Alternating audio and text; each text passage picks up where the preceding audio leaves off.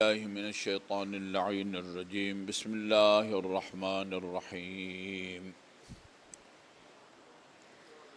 الحمد لله الذي لا يبلغ مدحته القائلون ولا يحصي نعماءه العادون، الذي لا يدركه بعد الهمم ولا يناله غوص الفتن، والصلاة والسلام على خير خلقه وأشرف بريته الذي سمي في السماء بأحمد وفي الأرضين بأبي القاسم محمد.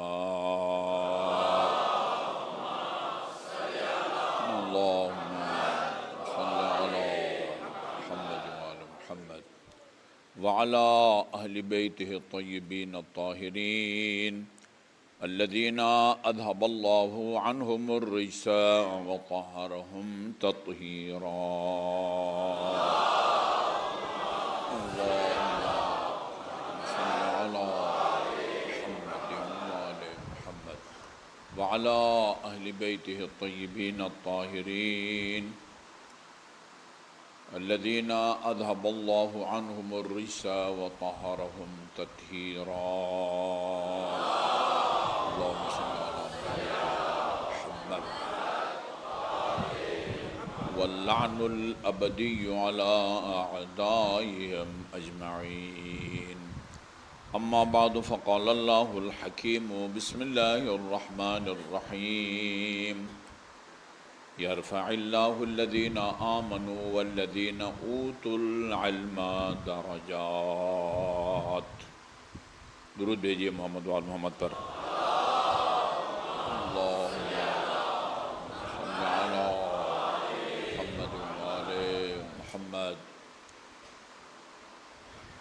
مومنین کرام، عشرہ مجالس میں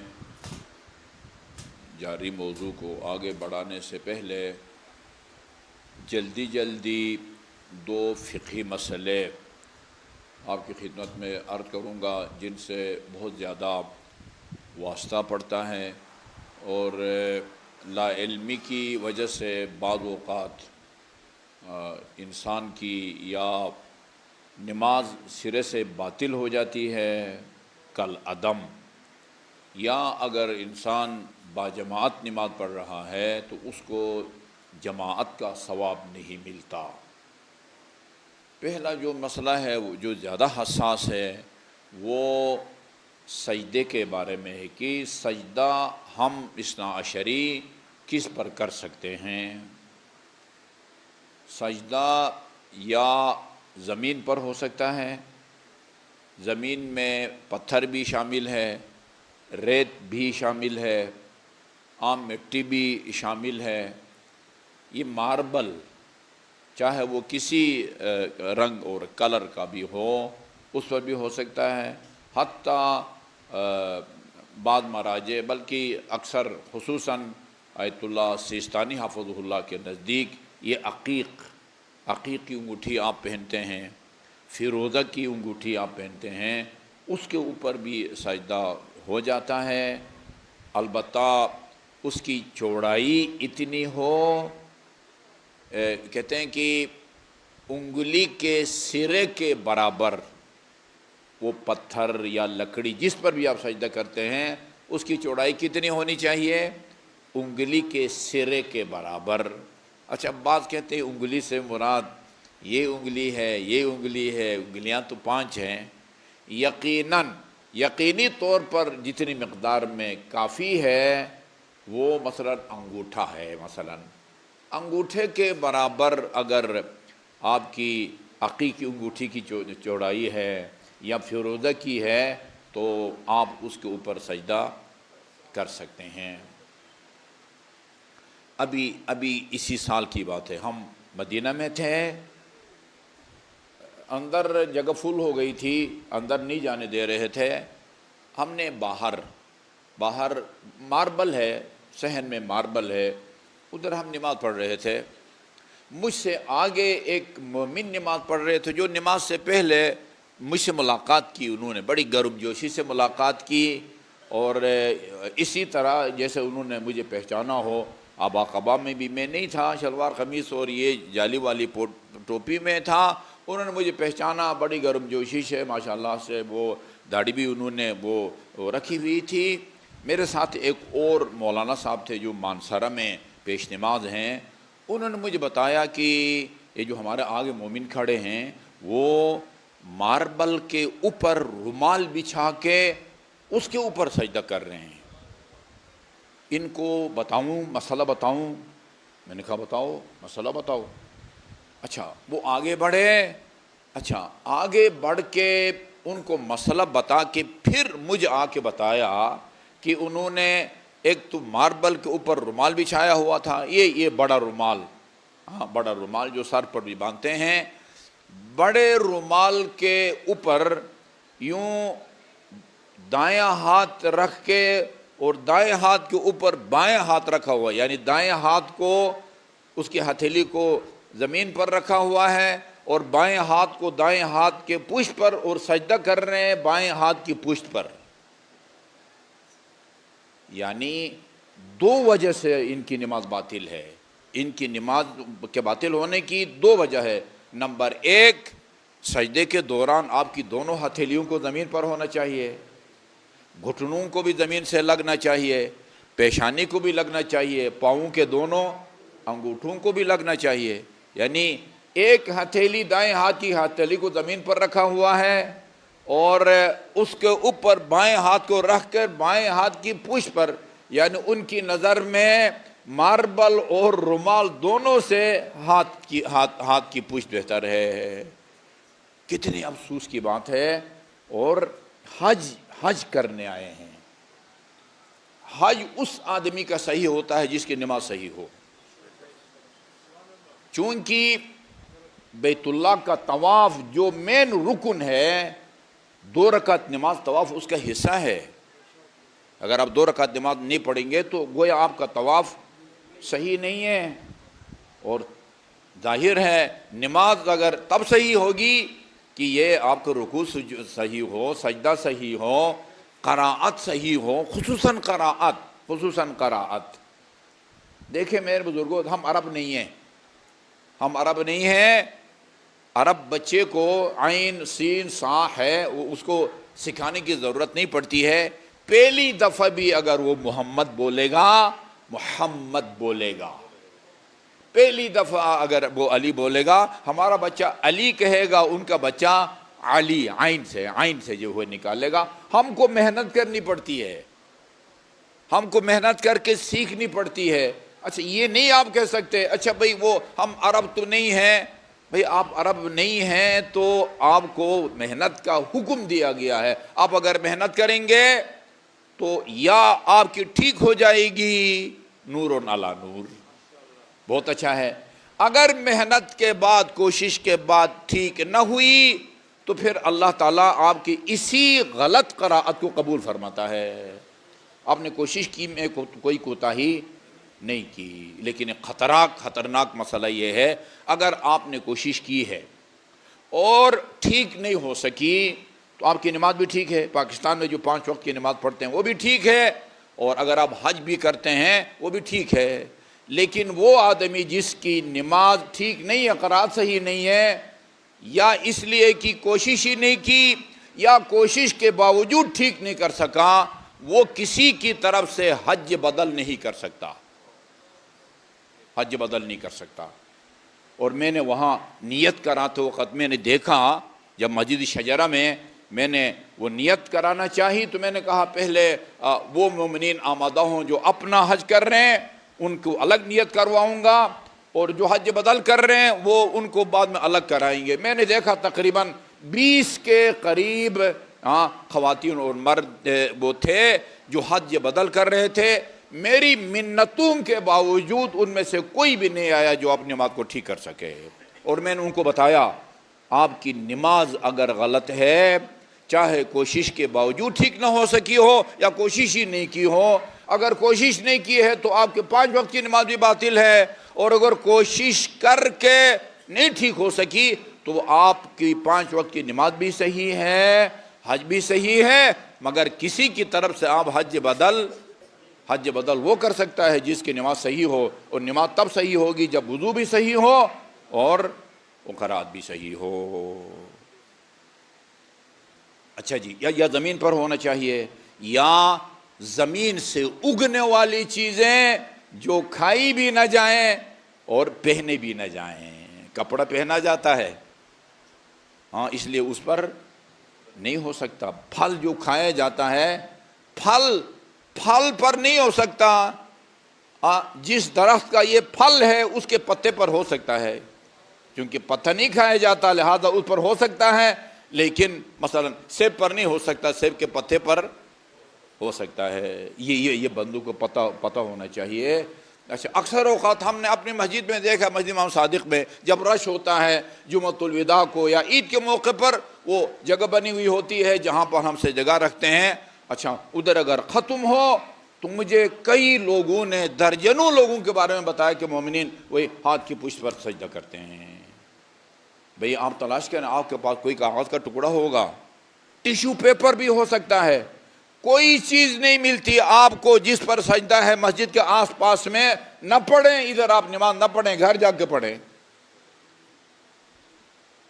تاخیر سے پڑھیں گے نا، تھوڑی سی تاخیر سے پڑھیں گے، لہذا یہ انتہائی حساس مسئلہ ہے۔ بہت سارے مومنین، اچھا بعض مومنین ناخن پر کرتے ہیں، ناخن پر، اس کی شکل و صورت لکڑی سے ملتی جلتی ہے، پتہ نہیں شاید اس وجہ سے ناخن پر بھی نہیں ہو سکتا۔ ناخن پر خدا نہ خواستہ جن پر سجدہ ہو سکتا ان میں سے کوئی چیز آپ کو نہ ملے، کپڑا ہاتھ پر مقدم ہے، یعنی نادانی اور جہالت کی انتہا ہے۔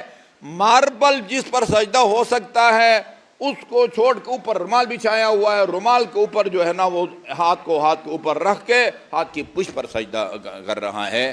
یہ انتہائی یعنی افسوسناک بات ہے کہ ایک مومن حج کے لیے جائے اور اتنے بنیادی مسائل سے آگاہی نہ رکھتا ہو۔ جماعت کے بارے میں ایک مومن نے کہا تھا، یاد دہانی کرے، ابھی اس کے لیے ٹائم نہیں ہے، تقریباً ابھی 9 بجنے والے ہیں۔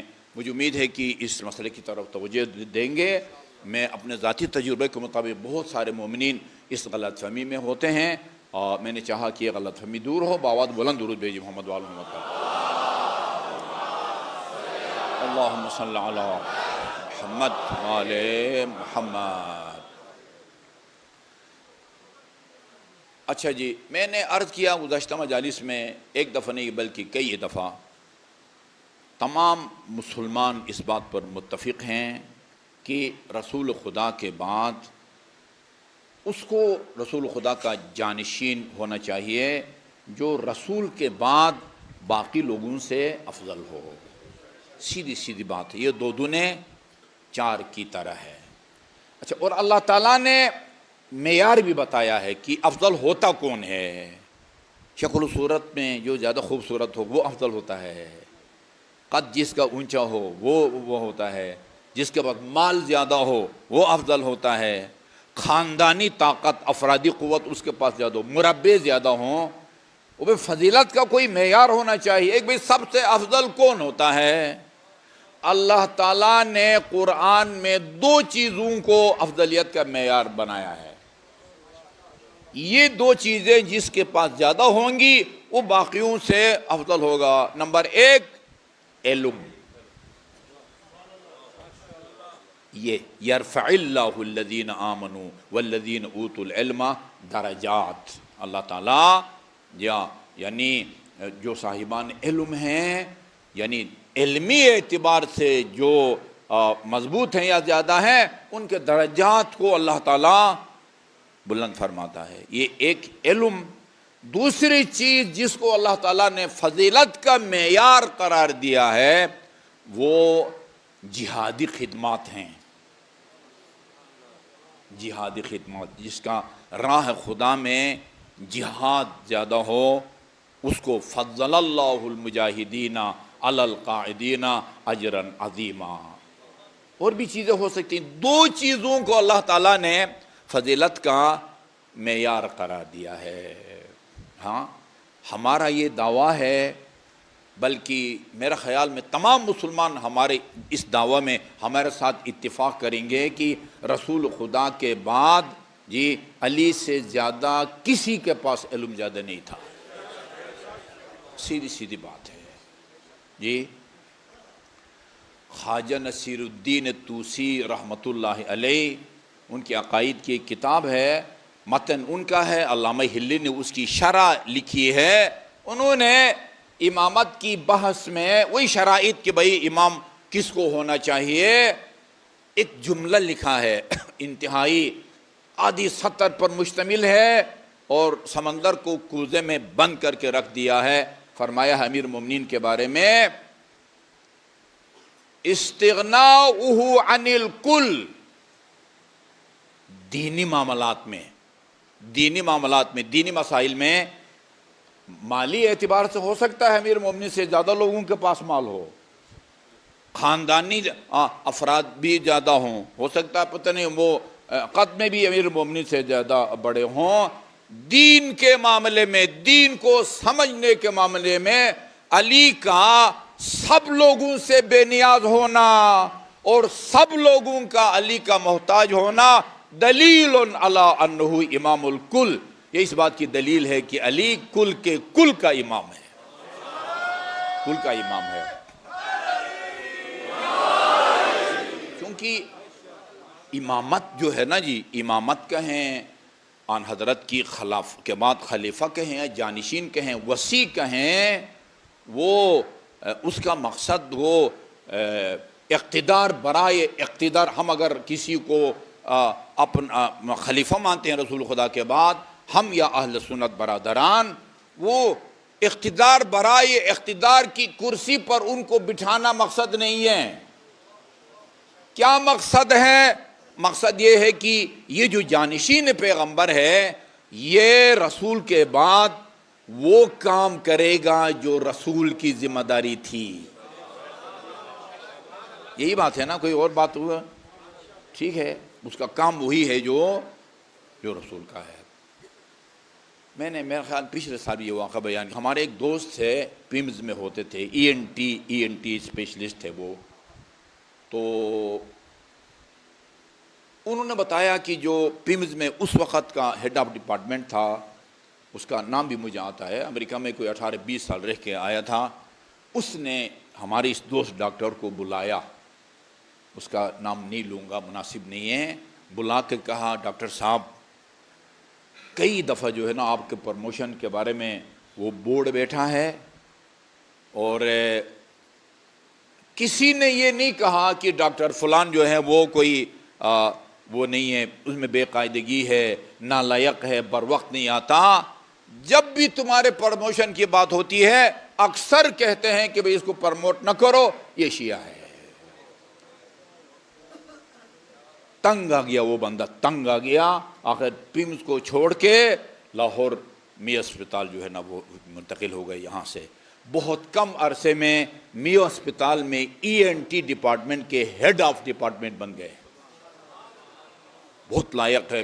کئی سے انہوں نے ایم بی بی ایس کیا تھا اور آئی ایس او سے وابستہ تھے. اچھا جی، اس کے بعد پھر بعد میں آئی او. بہت لائق آدمی تھے. ان کے والد صاحب بھی پنجاب یونیورسٹی میں اور پتہ نہیں فزکس کے شاید وہ تھے، پروفیسر تھے. تو انہوں نے مجھے بتایا کہ ایک دن اسی پیمز میں وہ جو ہیڈ کے بعد جو نمبر 2 ہوتا ہے، اچھا وہ بھی کوئی ایسی کوئی تبلیغی جماعت کا بندہ تھا. اس کا نام بھی مجھے آتا ہے. بلیو ایریا میں اس کی کلینک کے بھی پہلے تھی، ابھی پتہ نہیں ہے یا نہیں ہے. کہا کہ ہسپتال ٹائم تھا، او پی ڈی ٹائم، وہاں لوگ باہر بینچ پہ اپنی باریوں کا انتظار کر رہے تھے کہ بھی ڈاکٹر صاحب آئیں گے، مریضوں کو چیک کریں گے. اچھا میں ان کے کمرے میں پہلے سے جا کے بیٹھا ہوا تھا. وہ سینئر تھے، ہمارے دوستوں سے جونیئر تھے. آتے ہی ڈاکٹر صاحب نے کنڈی لگا دی. کنڈی لگا کے کہا کہ نام لے کے کہا کہ ڈاکٹر فلان، آپ لوگ صحابہ کرام کو گالیاں دیتے ہو. کہا کس نے کہا آپ کو گالیاں دیتے ہیں؟ ہمارے جامعۃ الکوثر کے ایک مدرس ہیں مولانا صاحب، ہمارے ساتھ ایک دفعہ کاروان میں انہوں نے حج کیا اور مجھے بتایا کہ کہ میں مسجد النبی حرام میں نماز پڑھ رہا تھا، نماز پڑھ کے جب میں نے یوں ہاتھ کیے، عام طور پر ہم آہستہ کہتے ہیں اللہ اکبر اللہ اکبر اللہ اکبر، وہ ایک مولوی آیا اور کہا کہ یہ تم نے کیا کہا ہے؟ کہا کہ میں نے اللہ اکبر اللہ اکبر اللہ اکبر کہا ہے۔ کہا نہیں، تم نے اللہ اکبر نہیں کہا ہے، یہ تم نے خان الامین خان الامین خان الامین کہا ہے۔ یہ بات اتنی مشہور ہے کہ شیعوں کے نزدیک ان کے عقیدے کے مطابق اللہ تعالیٰ نے جبرائیل کو علی کی طرف بھیجا تھا، نعوذ باللہ اس نے خیانت کی اور آن حضرت صلی اللہ علیہ وسلم کے پاس چلا گیا۔ کوئی ضعیف کمزور سے جاہل شیعہ یہ سوچ سکتا ہے؟ اچھا، امین کسے کہتے ہیں؟ جو خیانت نہ کرے نا۔ یہ جملہ خود بتاتا ہے کہ ان کا من گھڑت ہے۔ امین نے خیانت کی، امین نے خیانت کی، وہ اگر خائن ہے تو امین نہیں ہے، امین ہے تو خائن نہیں ہے۔ یہ بات بہت، اسی طرح یہ بات بھی مشہور ہے کہ بھئی یہ اس کے قائل ہیں کہ یہ باقاعدہ چینلوں پر پوچھا گیا ہے، یہ بات پوچھی گئی ہے کہ بھئی تمہارا عقیدہ ہے کہ جبرائیل امین کو اللہ نے علی کے پاس بھیجا تھا، نعوذ باللہ اس نے خیانت کی اور رسول خدا صلی اللہ علیہ وآلہ وسلم کے پاس چلے گئے۔ اور یہ بھی میں ساتھ ساتھ عرض کر دوں کہ رسول ہمارے نبی آخری نبی ہیں۔ ہم ختم نبوت کے منکر کو کافر سمجھتے ہیں۔ ما کان محمد ابا احد من رجالکم ولکن رسول اللہ وخاتم النبیین۔ یہ تو وہ تم میں سے کسی کے باپ نہیں ہے، وہ اللہ تعالیٰ کے رسول ہیں اور خاتم النبیین ہیں، وہ خاتم النبیین ہیں۔ لہذا وہ امیر المومنین سے بھی کہا، بہت سارے آپ کے کمالات کا ذکر کر کے فرمایا الا انک لست بنبی، یہ ان کمالات میں تم مجھ سے مماثلت رکھتا ہے مگر تو نبی نہیں ہے، نبی نہیں ہے۔ جبرائیل رسول خدا کے پاس آتے تھے۔ اچھا جی، تو انہوں نے کہا کہ آپ کو کس نے کہا ہے بھئی کہ ہم ان کو صحابہ کو گالیاں دیتے ہیں؟ بقول ڈاکٹر صاحب کے کہا کہ ہم ہسٹری پڑھتے ہیں، تاریخ اسلام کو پڑھتے ہیں اور اس کی روشنی میں تبصرہ کرتے ہیں۔ پھر ان کو بتایا ڈاکٹر صاحب کو سادہ الفاظ میں ایک بہت بڑے مسئلے کو، جس کو ہم نے کئی دن سے چھوڑا ہوا ہے، ایک ایسی زندہ مثال کے ذریعے اس مسئلے کو انہوں نے حل کر دیا۔ سر آپ الحمدللہ ENT کے کنسلٹنٹ ہیں، اب پتہ نہیں FCPS تھے، FRCS تھے، FRCS کے تھے، UK تھے، USA کے تھے، پتہ نہیں کہاں کے تھے، آپ ENT کی کنسلٹنٹ ہیں اور آپ کی کلینک ہے۔ MBBS ڈاکٹر کو کافی کچھ پڑھایا جاتا ہے، آنکھ کے بارے میں بھی، کان کے بارے میں بھی، پتہ نہیں تمام اس کے بارے میں جرنل ان کو معلومات ہوتی ہیں۔ پھر اس کے بعد جو ہے کوئی پتہ نہیں کان کا اسپیشلسٹ بنتا ہے، کوئی دل کا، کوئی آنکھ کا، کوئی ناک کا، کوئی گلے کا، کوئی معدے کا، کوئی سینے کا، اور پتہ نہیں کوئی مثانے کا وغیرہ وغیرہ۔ آپ وہ ENT کے کنسلٹنٹ ہیں، آپ کی بھی کلینک ہے اور آپ کے ساتھ ایک اور صاحب کی کلینک ہے جو سمپل MBBS ہے۔ کہا کہ اگر کوئی آپ کو چھوڑ کے اس سمپل MBBS کے پاس جائے، ناک کان ملے کا مریض، یہ کوئی معقول فیصلہ ہوگا؟ کہا نہیں۔ کہا میں آپ کو مستند تاریخ کی روشنی میں ثابت کر کے بتا سکتا ہوں کہ علی اسلام کے کنسلٹنٹ تھے۔ ہمارا قصور یہ ہے، ہمارا قصور کہیں یا آپ کی نظر میں جرم یہ ہے کہ ہم علی کو دین کا ماہر سمجھ کے دین کو علی سے لیتے ہیں، اور رسول کے بعد کسی کو بھی اگر کوئی خلیفہ بناتا ہے، آپ اگر حضرت ابوبکر کو بناتے ہیں، اس کا مطلب یہ کہ یعنی دین کو آپ ان سے لیتے ہیں، ان سے دین لینے کے لیے آپ نے ان کو جانشین پیغمبر مانا ہے۔ میں نے علی سے دین لینے کے لیے اس کو جانشین پیغمبر مانا ہے۔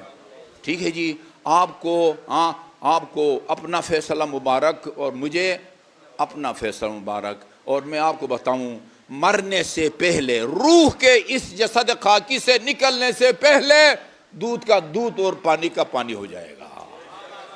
آخرت کا بھی اللہ تعالیٰ انتظار نہیں کرے گا، چونکہ انسان کو نا مرنے سے پہلے اپنے اچھے اور برے وہ انجام کا آثار نظر آتے ہیں۔ اس لیے قرآن میں ہے کہ اذا جاء احدہم الموت، ہاں، لوگوں کو جب وہ موت آتی ہے نا، تو وہ فرشتہ جس کو موت آتی ہے وہ رب ارجعونی لعلی اعمل صالحا فیما ترکت، فرشتوں کے ذریعے یہ مرنے والا اللہ تعالیٰ کی بارگاہ میں ایک درخواست پیش کرتا ہے، پالنے والے وہ اپنا انجام دیکھ کے نا، اپنا انجام دیکھ کے پالنے والے ایک چانس اور دے دے، ہاں، کچھ اور دن جو ہے نا زندگی دے دے، لعلی اعمل صالحا، مانتا ہوں کہ یہ گزشتہ زندگی تیری معصیت میں گزری ہے، آئندہ ٹھیک ٹھاک متقی پرہیزگار بن کے دکھاؤں گا۔ اللہ کی طرف سے جواب ملتا ہے، قرآن میں ہے کلا، بھول جاؤ، ایسا نہیں ہوتا، انہا کلمۃ هو قائلها، یہ زبانی کلامی باتیں ہیں، ومن ورائہم برزخ الی یوم یبعثون، اب واپسی کی کوئی گنجائش نہیں ہے، اب تم نے عالم برزخ میں قدم رکھنا ہے اور روز قیامت تک تم برزخ میں رہو گے۔ ایسا ہے، کچھ لوگ، شیخ صدوق نے 2 کتابیں لکھی ہیں، چھوٹی چھوٹی کتاب، چند نام لکھنا چاہیے، نام رکھنا چاہیے۔ ایک کتاب کا نام ہے فضائل الشیعہ، دوسری کتاب کا نام ہے صفات الشیعہ۔ یہ دونوں کتابیں آپ کے پاس ہونی چاہیے۔ اگر آپ کے پاس صفات الشیعہ ہے، وہ فضائل الشیعہ ہے یعنی شیعوں کے فضائل، اور آگے صفات الشیعہ کتاب نہیں ہے، تو آپ کو غلط حوصلہ مل سکتا ہے، غلط آپ کی حوصلہ افزائی ہو سکتی ہے۔ اور اگر صرف اس کو پڑھیں تو پھر آپ اللہ کی رحمت سے مایوس ہو سکتے ہیں، ٹھیک ہے جی۔ لہذا بیلنس رکھنے کے لیے نا، بیلنس رکھنے کے لیے اپنے پاس فضائل الشیعہ بھی رکھیں اور صفات الشیعہ بھی رکھیں۔ صفات فضائل الشیعہ کی جو سب سے پہلی روایت نقل کی ہے وہ بھی عبداللہ بن عمر نقل کرتے ہیں۔ یہ کچھ لوگ رسول خدا کے پاس آ کے امیر المومنین کی شکایتیں لگاتے تھے۔ صواعق محرقہ میں نے پڑھا ہے، حضرت عمر کے سامنے کسی نے امیر المومنین کے خلاف باتیں کی، روضہ رسول کی طرف اشارہ کر کے فرمایا تم نے علی کے خلاف باتیں کر کے ان کو اذیت دی ہے، تم نے رسول خدا کو اذیت دی ہے۔ ہاں، لمحہ فکریہ ہے ان لوگوں کو کہتے ہیں کہ مٹی ہے، مٹی کے علاوہ اور آپ فرماتے ہیں کہ تم نے، یہ زندگی کی بات نہیں ہو رہی ہے، رسول دفن ہے قبر کے اندر، اور کہتے ہیں تم نے علی کے خلاف زبان کھول کے اس صاحب قبر کو تم نے اذیت دی ہے۔ اس کی پہلی حدیث یہ ہے کہ جب رسول خدا کے سامنے علی کے خلاف کسی نے باتیں کی تو کہا ما لکم، تمہیں کیا ہو گیا ہے؟ یاد ہے آپ کیا میں ثابت کرنے کے لیے یہ روایت نوٹ کرنے لگا ہوں؟ بندے کو مرنے سے پہلے اپنے انجام کے آثار نظر آنے لگتے ہیں۔ ما لکم، وہ تمہیں کیا ہو گیا ہے؟ تذکرون من منزلتہ عند اللہ کمنزلتہ، میرے سامنے اس کی شکایتیں لے کے آئے ہو یا اس کے خلاف زبان کھولتے ہو جس کا مقام خدا کی بارگاہ میں وہ ہے جو میں محمد مصطفیٰ کا ہے۔ اس کے بعد فرمایا الا من احب علیا لا یخرج من الدنیا حتی یشرب کوثر، یاد رکھو جس کے دل میں علی کی محبت ہوگی اس وقت تک اس کو موت نہیں آئے گی جب تک اسی دنیا میں بیٹھ کے وہ کوثر کا جام نہ پیے۔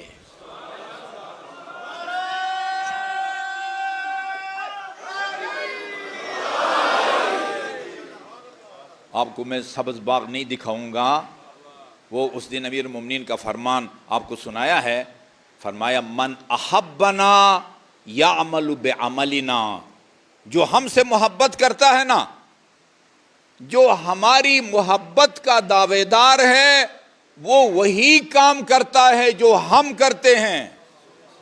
یہ محب ہے، یہ محب ہے. اور امام جعفر صادق علیہ السلام کا وہ فرمان بھی میں نے آپ کو سنایا تھا، یہ یاد رکھیں. صرف محبت علی کے کمالات کی وجہ سے، علی سے محبت، علی کی شجاعت کی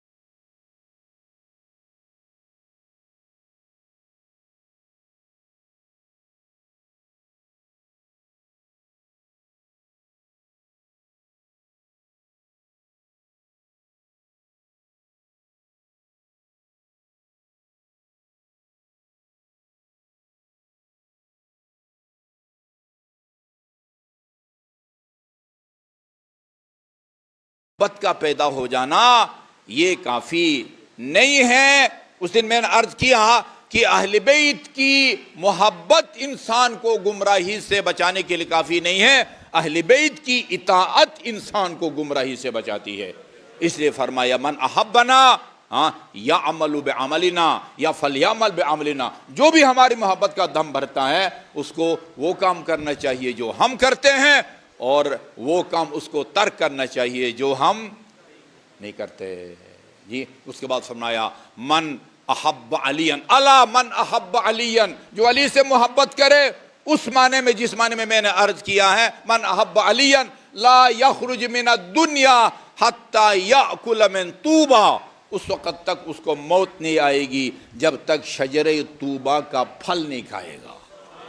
اور اس کے بعد فرمایا روح اس پوری روایت کی، الا من احب علیا لا یخرج من الدنیا حتی یرا مکانہ فی الجنہ، اس وقت تک موت نہیں آئے گی جب تک اسی دنیا میں اور اپنی زندگی میں جنت میں اپنا مقام اور مکان نہ دیکھے. پتہ چل جاتا ہے یہ انسان کو. یہ آیت بہت طولانی ہے. الا من احب علیا یمر علی الصراط کالبرق اللامع، جو علی سے محبت رکھتا ہوگا وہ برق رفتاری سے پل صراط سے گزرے گا. جی اس میں کوئی شک نہیں ہے. اور بات یہاں تک پہنچی ہے کہ امام کی محب کا انجام کیا ہوتا ہے.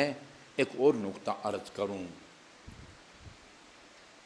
امام آیت اللہ محمد حسین طباطبائی رحمۃ اللہ علیہ، جن کی وہ 21 جلد غالباً وہ تفسیر المیزان ہے، وہ آیہ کریمہ وَجَعَلْنَاهُمْ أَئِمَّةً يَهْدُونَ بِأَمْرِنَا وَأَوْحَيْنَا إِلَيْهِمْ فِعْلَ الْخَيْرَاتِ وَإِقَامَ الصَّلَاةِ وَإِيتَاءَ الزَّكَاةِ وَكَانُوا لَنَا. میں وہ فرماتے ہیں دیکھو ہدایت دو قسم کی ہوتی ہے. توجہ میری طرف ہے نا؟ آنے والے آئیں گے اپنی جگہ تلاش کر لیں گے، آپ میری طرف متوجہ ہوں. ہدایت دو قسم کی ہوتی ہے. ایک ہدایت کا مطلب ہے راستہ دکھانا. میں آپ سے پوچھوں بھئی یہ FIC کدھر ہے، MH کدھر ہے، CMH کدھر ہے، ڈائیوو کارڈا کدھر ہے، آپ یہیں بیٹھ کے مجھے بتاتے ہیں ادھر سے دایاں مڑنا ہے، آگے سے سیدھے جانا ہے، پھر دایاں مڑنا ہے، اشارہ کراس کر کے وغیرہ وغیرہ. یہ بھی ہدایت ہے، یعنی دور سے راستہ سمجھانا. یہ بھی ہدایت ہے. ایک ہدایت ہوتا ہے کسی منزل کے متلاشی کو اس کے منزل مقصود تک پہنچانا۔ وہ کہتے ہیں امام کا کام، جس امام اور جس امامت کے ہم قائل ہیں، اس کا کام صرف دور بیٹھ کے راستہ دکھانا نہیں ہے۔ امام منزل حق جو منزل کا وہ ہے طلبگار جنت کا، امام کے پاس وہ اختیارات ہوتے ہیں کہ آپ کو منزل مقصود یعنی جنت تک پہنچا سکتے ہیں۔ بہت واقعات ہیں۔ ملا جامی نے واقعہ لکھا ہے، ملا جامی کے اہل سنت ہونے میں کوئی شک نہیں ہے۔ اس ایک علم ہے جس کے ذریعے آپ کے سامنے عربی عبارت رکھ دی جائے، اس کے اوپر زیر زبر نہ ہو۔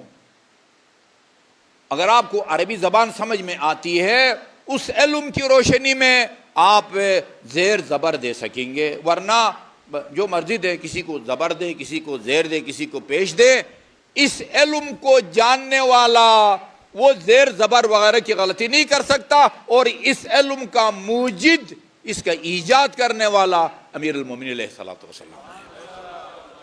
ان کی علم نحو پر لکھی گئی کتاب ملا جامی، شرح ملا جامی، شیعہ مدارس میں بھی پڑھائی جاتی ہے اور اہل سنت کے مدارس میں پائی جاتی ہے۔ اس پائے کا عالم دین ہے، اور اس کی خصوصیت یہ ہے کہ یہ اہل سنت کے ان علماء کرام میں ان کا شمار ہوتا ہے جو امام زمان عجل اللہ تعالی فرجہ شریف کی ولادت کے قائل ہیں۔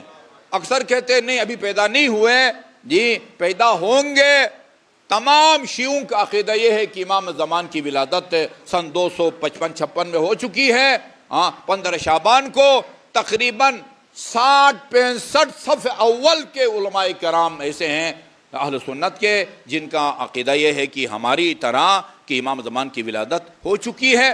ملا جامی یہ اصل میں افغانی تھے، اور ان کی کتاب جو ہے نا، وہ کتاب کا نام ہے شواہد النبوہ۔ اس کے اندر انہوں نے واقعہ لکھا ہے، یہ واقعہ لکھا ہے کہ امام انسان کو اس کی منزل مقصود تک پہنچاتا ہے۔ بہت ایمان افروز واقعہ ہے۔ وہ کہتے ہیں کہ ایک بندہ تھا جو ہر سال حج بیت اللہ کے لیے جاتا تھا، اور حج کر کے ظاہر ہے مدینہ جاتے ہیں، جو ہے نا وہ رسول خدا کی زیارت کے لیے، شہدائے احد کی زیارت کے لیے، ائمہ بقی کی زیارت کے لیے۔ یہ بندہ خدا، اس کے امام جعفر صادق علیہ الصلوۃ والسلام کے ساتھ بہت گہرے تعلقات تھے۔ اللہم صلی اللہ محمد وآل محمد۔ یہ حج کے کر کے مدینہ آتا اور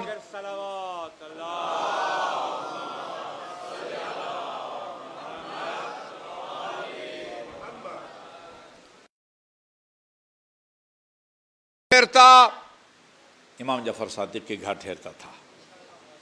ایک سال اس نے امام سے کہا، یہ ملا جامی لکھتا ہے، ہماری کتابوں میں تو ہے ہی، ملا جامی لکھتا ہے، فرزند پیغمبر میں ہر سال آپ کو زحمت دیتا ہوں، 10,000 درہم نکالے اور امام کی خدمت میں پیش کیے، کہا کہ اگر تکلیف نہ ہو آئندہ سال تک اس 10,000 سے کوئی چھوٹا موٹا کمرہ، بے شک 2 کمروں پر مشتمل چھوٹا سا مکان ہو، تاکہ آپ کو زحمت نہ دوں، جتنے دن مدینے میں رہوں اپنے گھر میں قیام کروں۔ یہ نہیں فرمایا بھئی یہ ہمارا کام نہیں ہے، کسی پراپرٹی ڈیلر کو دے دو، ٹھیک ہے۔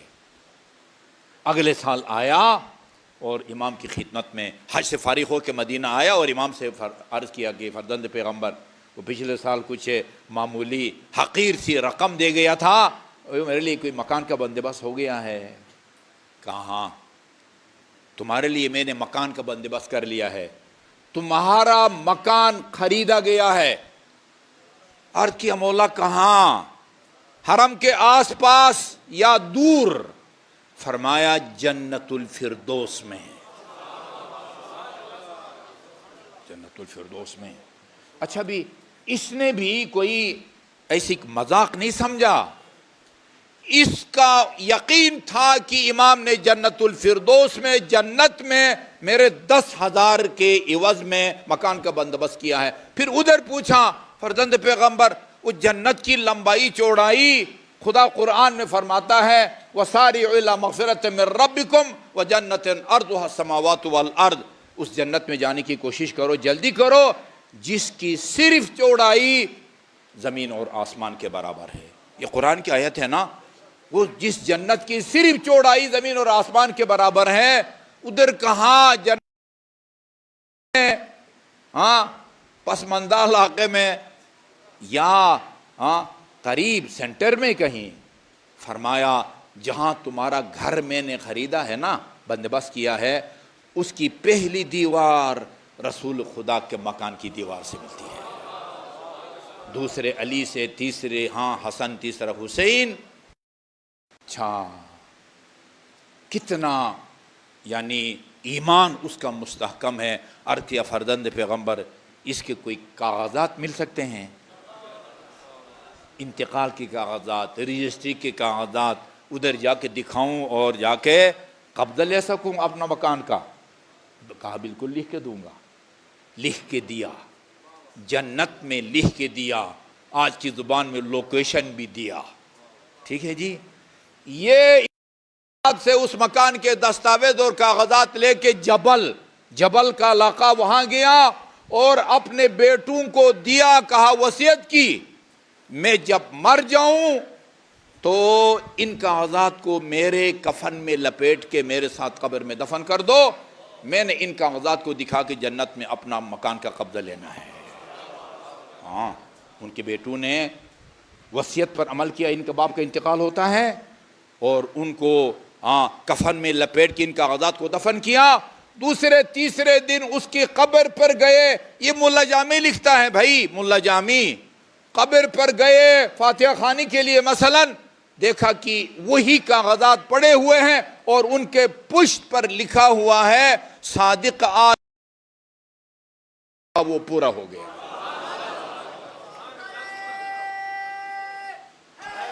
یا علی، یہ ہوتا ہے امام، یہ ہوتا ہے امام۔ ہماری ملا جامع کی عبارت یہاں تک ختم ہوتی ہے۔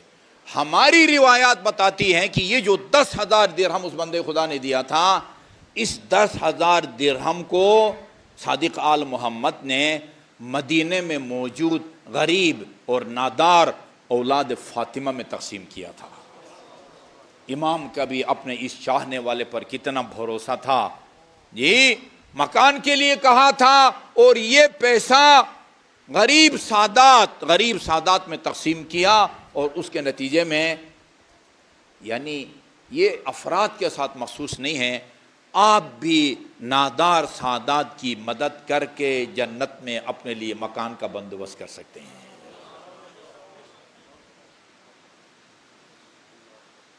کسی نے پوچھا تھا امیر المومنین علیہ الصلوۃ والسلام سے، اللہم صلی علی محمد وآل محمد، یا امیر المومنین یہ لوگ موت سے کیوں ڈرتے ہیں؟ موت سے فرمایا اس کی وجہ یہ ہے کہ انہوں نے موت کی تیاری نہیں کی ہوتی۔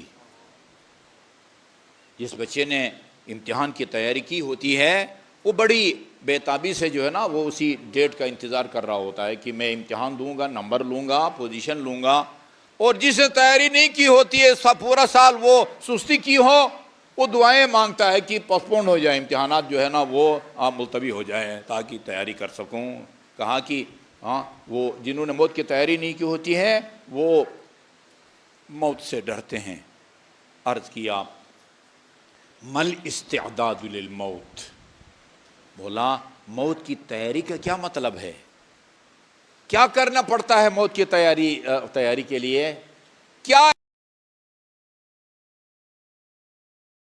جاتا رہے؟ 3 کام بتائے ہیں، 3 کام۔ یہ 3 کام جو بھی کرے گا نا اس کے دل سے موت کا خوف جاتا رہے گا۔ 3 کام،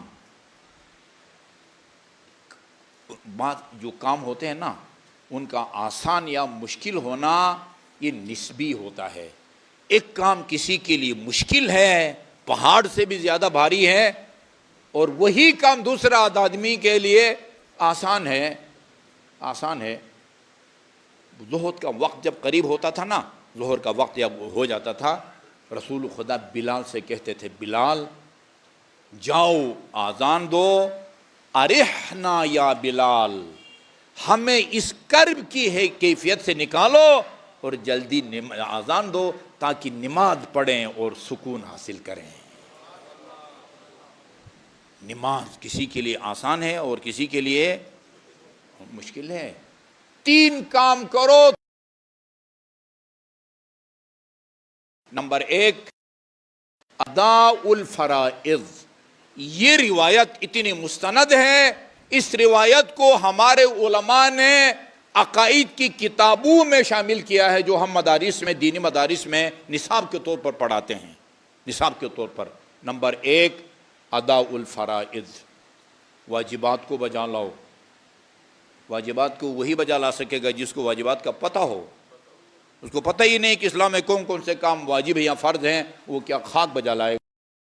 نمبر 2 واجتناب المحارم، حرام کاموں سے پرہیز کرو۔ 2 واکتساب المکارم، اخلاق حسنہ سے آراستہ ہو۔ دیکھیں حسن خلق کو کتنی اہمیت دی ہے، واجبات کو، تمام کاموں سے پرہیز کو علی نے جتنی اہمیت دی ہے اتنی اہمیت دی ہے اخلاقیات کی۔ ہاں اخلاق حسنہ سے آراستہ ہو۔ اس کے بعد فرمایا فَإِذَا فَعَلْتَ ذَلِكَ، یہ 3 کام اگر تم کر لو نا، واجبات کی پابندی کرو، حرام کاموں کو ترک کرو اور اخلاق حسنہ سے آراستہ ہو، فَلَا تُبَالِي، پھر تجھے پرواہ نہیں ہوگی کہ اوقعت علی الموت او وقع الموت علیک، کہ تو موت کے اوپر گرتا ہے یا موت تیرے اوپر گرتی ہے۔ اس کے بعد فرمایا ہے وَأَنَّ ابْنَ أَبِي طالب، ابو طالب کا جو بیٹا ہے نا یعنی علی، اس کو پرواہ نہیں ہے کہ موت اس کے اوپر آ کے گرے یا یہ موت کے اوپر جا کے گرے۔ وہ فرماتے تھے نا، یہ بھی آپ نوٹ کریں کہ علی اور اولاد علی کی باتیں مبالغہ نہیں ہوتی، کوئی بات حد سے بڑھا کے نہیں کرتے، جو فرماتے ہیں وہ 100% حق اور حقیقت ہے۔ جی فرماتے تھے کہ شیرخوار بچہ وہ شیر مادر سے اتنا مانوس نہیں ہوتا جتنا علی موت سے مانوس ہوتا ہے، موت سے مانوس ہوتا ہے۔ یہ موت سے محبت جو ہے نا صرف اس گھرانے میں آپ کو ملے گی، کیونکہ فارمولہ جو علی نے بتایا ہے 100% آپ کو اسی گھرانے کے افراد میں یہ فارمولہ ملے گا۔ عرض کیا تھا جب وہ قدم رکھا نا سرزمین کربلا کے اوپر تو قافلہ جا رہا ہے، حسینی قافلہ، امام کی زبان مبارک سے انا للہ و انا الیہ راجعون، ساتھ ہم شکل پیغمبر تھے حضرت علی اکبر۔ پوچھا بابا یہ آیت تو اس وقت پڑھی جاتی ہے جب کوئی کسی پر مصیبت نازل ہو، موت کی خبر آئے، یہ آپ نے یہ آیت کیوں پڑھی؟ اس کو کہتے کلمہ استرجاع۔ کلمہ استرجاع اگر عربی میں کہیں استرجع، اس کا مطلب ہوتا ہے اس نے انا للہ و انا الیہ راجعون آیہ کریمہ کی تلاوت کی۔ فرمایا بیٹے شاید تم نے آواز نہیں سنی، میں نے سنی ہے، منادی آواز دے رہا ہے، قوم اپنی آخری منزل کی طرف جا رہی ہے اور موت ان کے سروں پر ان کے ساتھ ساتھ جا رہی ہے۔ فرمایا اولسنا علی الحق، بابا یہ بتائیں ہم حق پر ہیں؟ ہاں یقیناً حق پر ہیں۔ فرمایا اذن لا نبالی بالموت، جو بات دادا علی نے کہا تھا نا کہ ابو طالب کے بیٹے کو پرواہ نہیں ہے کہ موت کے اوپر جا کے گرتا ہے یا موت اس کے اوپر آ کے گرتی ہے، کہا کہ اگر ہم حق پر ہیں، حق کی بالادستی کے لیے اگر جا رہے ہیں، پھر بابا ہمیں موت کی کوئی پرواہ نہیں ہے، موت کی کوئی پرواہ نہیں ہے۔ عام طور پر یہ دن امام حسن کی یادگار قاسم کے ساتھ منسوب ہے۔ آپ بعض روایات کے مطابق 3 سال کے تھے جب امام حسن شہید ہوئے، 3 سال کے نا، اس طرح پالا تھا امام حسین نے جس طرح اکبر کو پالا تھا۔ بلکہ یتیم ہونے کی وجہ سے آپ کی شفقت جو ہے نا، شفقت کا زیادہ مظاہرہ کرتے تھے قاسم کی دیکھ بھال میں، قاسم کی دیکھ بھال میں۔ کربلا میں وہ ابھی نابالغ تھے، چھوٹے تھے۔ شب عاشور امام اپنے وہ اصحاب کو یا اولاد کو جمع کر کے بتا رہے تھے کل کے دن جو ہے نا تم شہید ہو جاؤ گے۔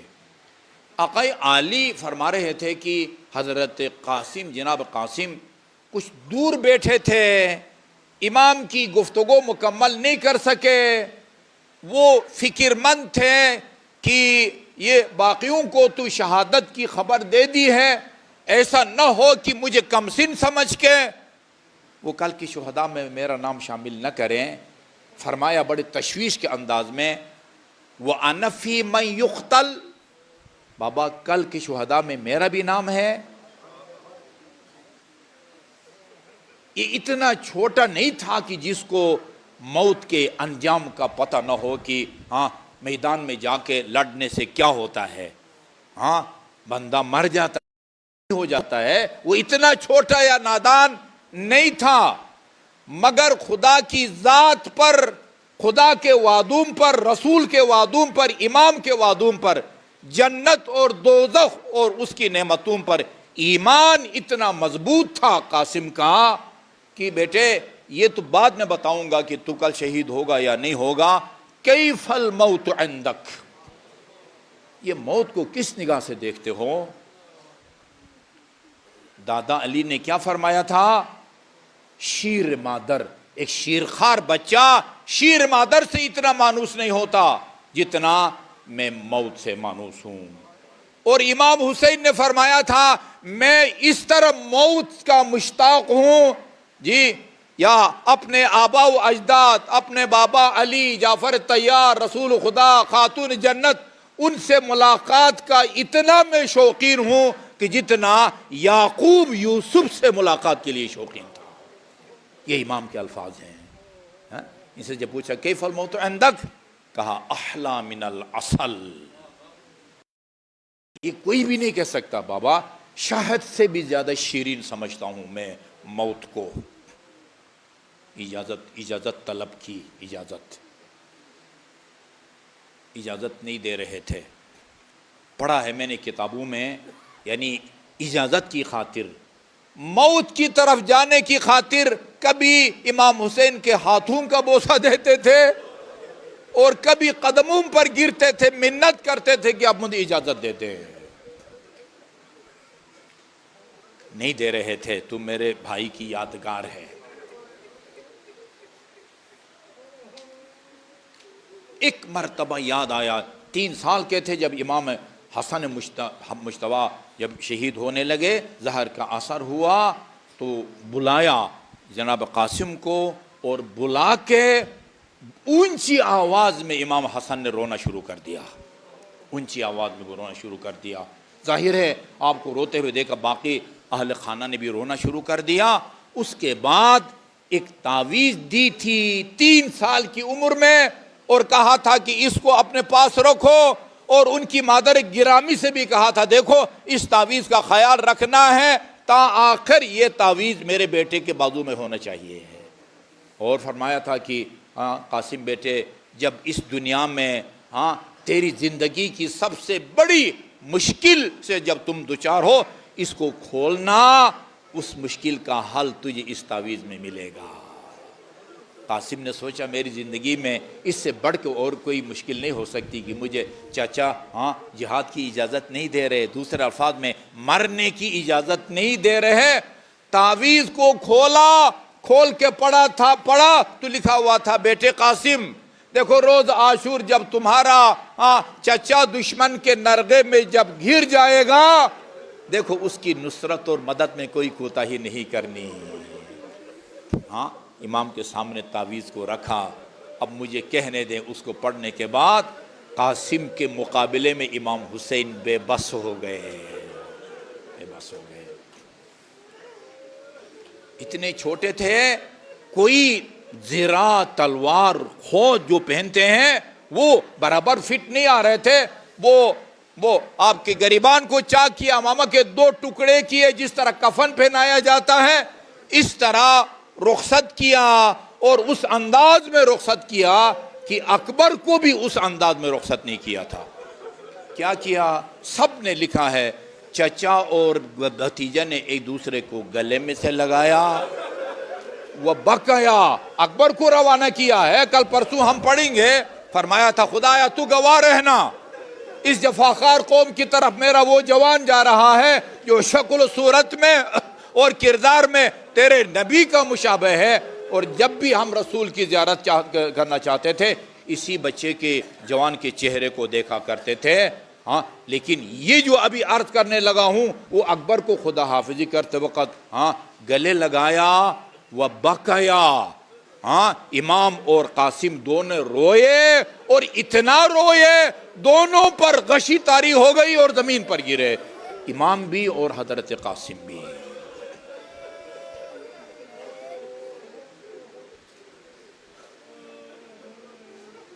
تیرہ یا 14 سال کی عمر میں ابھی سن بلوغ کو نہیں پہنچے تھے. مختلف روایات ہیں, بعض روایات کہتی ہیں 35 اشقیاء کو واصل جہنم کیا, بعض روایات کہتی ہیں 70 اشقیاء کو واصل جہنم کیا. آخر عزادارو وہ منزل آئی. حمید بن مسلم کہتے ہیں, بلکہ وہ آقائے عالی فرما رہے تھے جب امام نے اجازت دے دی خوشی سے روانہ ہوئے, اور جو نالین پہن رکھا تھا تسمہ یا بند باندھنے کا بھی خیال نہیں آیا. حمید بن مسلم کہہ رہے تھے لڑ رہے تھے اور میں نے دیکھا اور مجھے یاد ہے آپ کا جو بایاں جوتا تھا نا اس کا تسمہ کھلا ہوا تھا, اس کو باندھنے کے لیے جھکے, اور جیسے ہی جھکنا تھا عمر سعد, وہ عمر سعد نہیں مشہور عمر سعد ازدی, اس نے آگے بڑھ کے حسن کی یادگار کے سر پر ایک گرز کا وار کیا. گرز کے لگنے کے بعد آپ زمین پر آئے اور امام کو پکارا ادرکنی یا اماں. روایات کہتی ہیں جس طرح ایک شاہین یا باز وہ اپنے شکار کے اوپر وہ ٹوٹ پڑتا ہے, اس طرح امام علیہ السلام وہ قاتل ابھی کھڑا تھا, وہ آگے بڑھ کے مزاحمت کرنا چاہتا تھا, آپ نے اس کے ہاتھ کاٹا.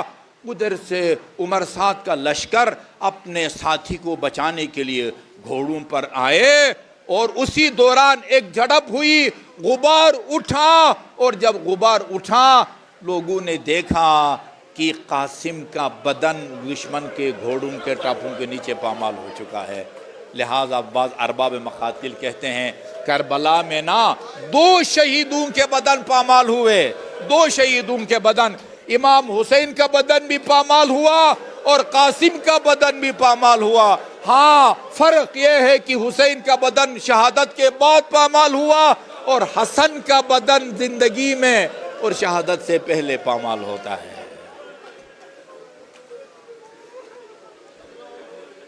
قاسم کو اٹھایا, نابالغ تھے. قاسم کا قد امام سے زیادہ بلند نہیں تھا, امام کا قد اونچا تھا. اٹھایا کس طرح؟ امام کا قاسم کا سینہ امام کے سینے سے لگتا تھا. حمید بن مسلم کہتا ہے ہم نے دیکھا مسلم کے پاؤں زمین پر خط کھینچتے جاتے تھے. ہاں, پتہ چلتا ہے کہ ان گھوڑوں کے ٹاپوں میں پامالی کی وجہ سے بدن کی وہ کیفیت ہو گئی تھی کہ آپ کے پاؤں وہ زمین کے اوپر خط کھینچتے جاتے تھے. عزاداران کرامی, ایک جملہ مجھ عرض کرنے دیں. اس شہید کی خدمت میں اے میرے آقا زادے, آپ بہت ظلم ہوا. آپ کی لاش کو, آپ کے بدن کو زندگی میں پامال کیا گیا, آپ کے سر پر گرد لگا, مگر آپ کا چچا زندہ تھے, آپ کے سر مبارک کو دامن میں رکھا اور عزت کے ساتھ لے گئے آپ کی لاش کو خیمگون کی خیمگاہ تک. ہماری جانیں نثار ہو امام حسین پر. امام حسین پر کوئی بھی نہیں تھا. یا امام زین العابدین تھے یا امام محمد باقر تھے جو خیموں میں تھے. کون تھا جو امام کی لاش پر گیا؟ وہ علی کی داغدار بیٹی تھی اور کوئی بھی نہیں تھا. علی کی داغدار بیٹی، اور جس کے جگر پر عباس کا الگ داغ تھا، قاسم کا، اکبر کا الگ تھا، دونوں لخت جگروں کا داغ الگ تھا.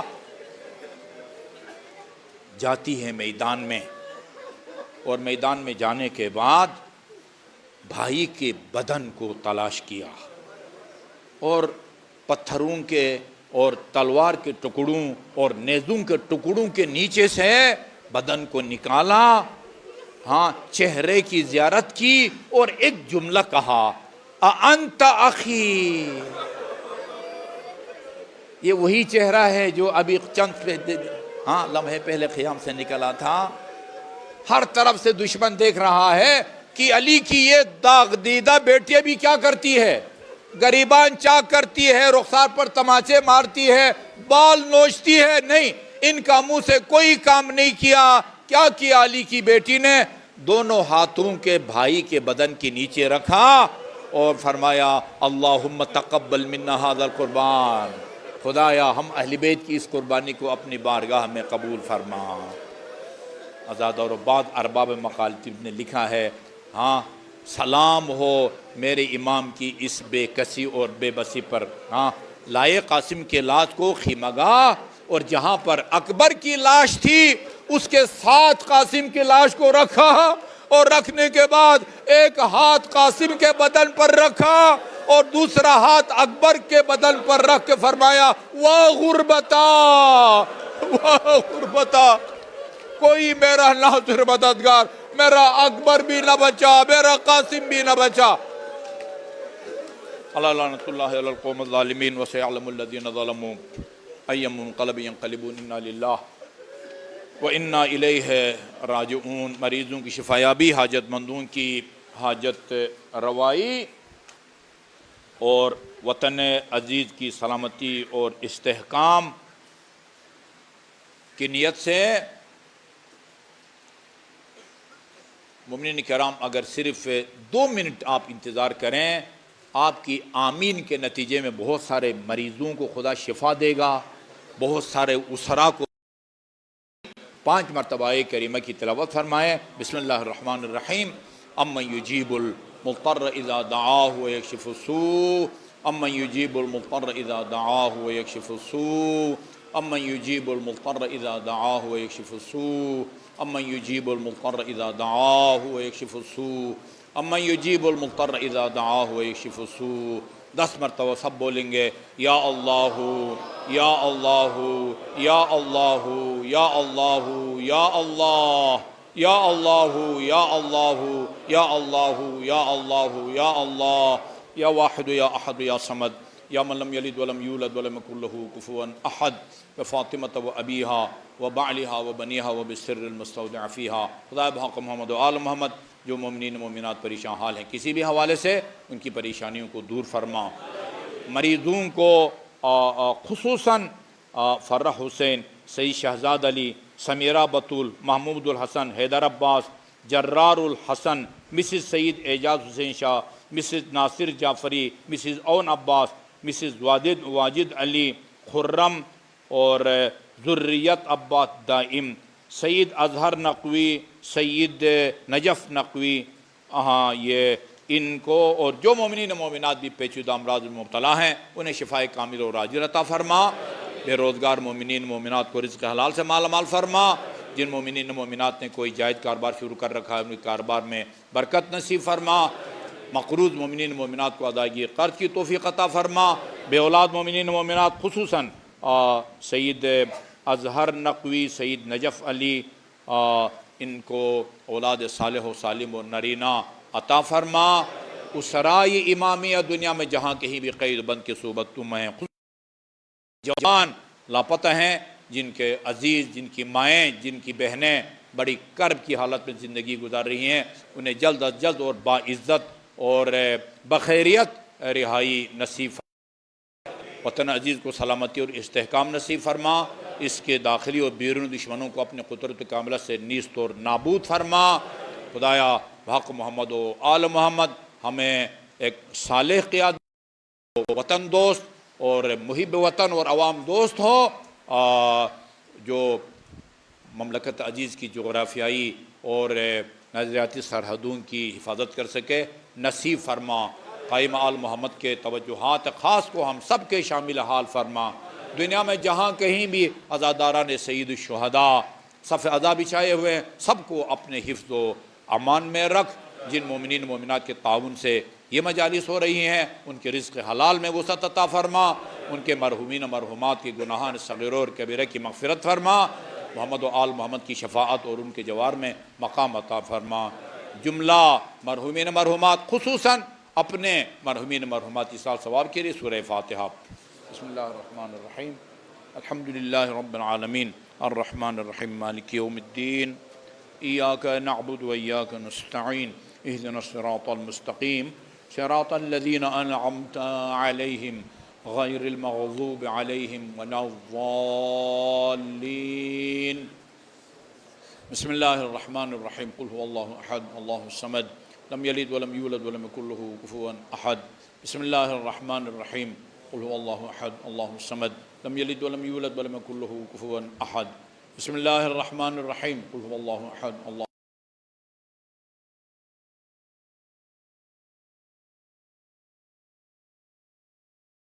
الاحیاء منهم والاموات، تابع اللہم بیننا وبینہم بالخیرات انک مجیب الدعوات انک علی کل شیء قدیر۔ ان دعاؤں کی استجابت کی نیت سے بآواز بلند صلوات۔